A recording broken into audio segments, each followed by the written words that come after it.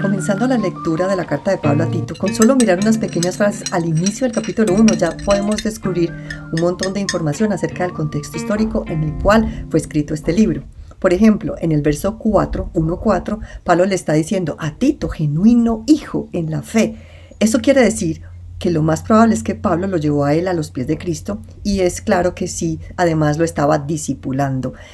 Tito no aparece en el libro de los Hechos de los Apóstoles, pero en el Nuevo Testamento sí se menciona 13 veces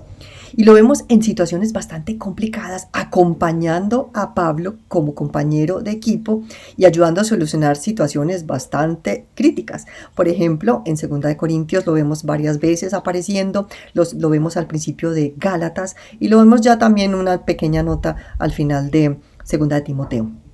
Tenemos una frase muy importante que puede pasar desapercibida y es en el verso 2, donde dice que está hablando de la gracia de Dios, que esta carta va a hablar acerca de la gracia y acerca de ese Dios que no puede mentir.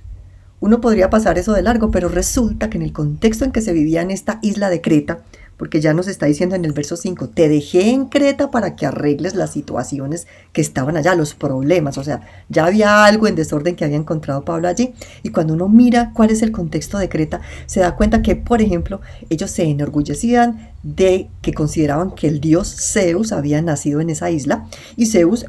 tenía un carácter bastante cuestionable, bastante mentiroso, ni hablar de su comportamiento con las mujeres, y la iglesia de Creta,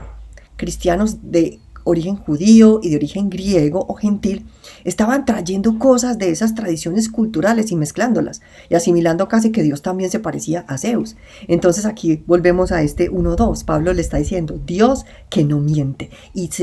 dejando ese ejemplo de un Dios que no miente, ya empieza Pablo también a hablar de todo el cambio cultural, o sea, al Dios que adoramos, la consecuencia de adorar a un Dios se va a manifestar en lo que nosotros somos.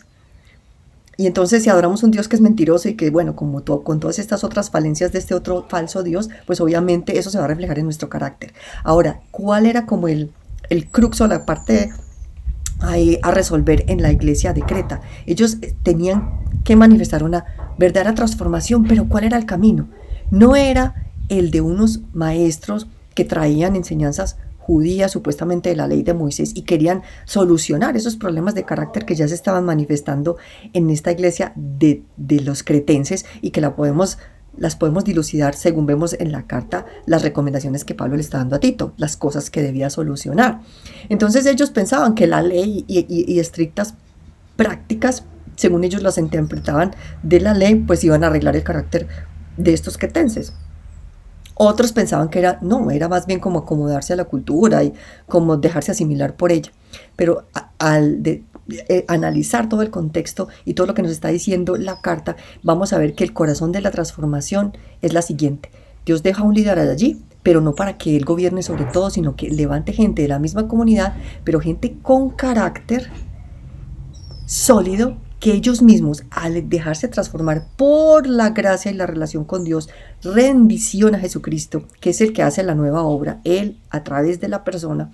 esos líderes transformados no solamente van a enseñar, porque no se trata simplemente de una doctrina, sino que ellos mismos transformados van a ser como el modelo de mostrar, mire, una vida transformada es de esta forma. En la carta vemos 4 partes muy claras: la introducción y una parte donde Pablo le deja las tareas que le encomienda a Tito. Estas tareas fueron más o menos año 62 después de Cristo, cuando Pablo sale de la prisión de Roma y deja encargado a Tito allí. Entonces le dice, bueno, organízalos de esta manera, busca que los líderes sean de estas tales características, pasa unas instrucciones acerca de cómo debe ser la unidad básica de una cultura, que es la familia. Y en esa familia se incluían incluso, pues en la cultura griega habían esclavos o siervos. Y había algo especial, y es que se sabe que por la parte cristiana ellos eran considerados iguales a sus amos. Entonces a ellos les recomienda, mire, ustedes sí son iguales, pero no pierdan el respeto, no roben, o sea, no abusen de esa postura. Entonces es como, miren, no vamos a destruir la estructura de la célula familiar como funciona en la cultura de ustedes, en esta cultura griega, pero sí vamos a manifestar unos valores que son totalmente diferentes y una forma de comportamiento diferente que proviene de que servimos y honramos y hemos sido transformados por un Dios diferente. Ya de ahí, Pablo, después de mirar eso, habla como ya de una sociedad en general, como de la humanidad según Cristo. Y ese es el corazón del mensaje de Pablo a Tito.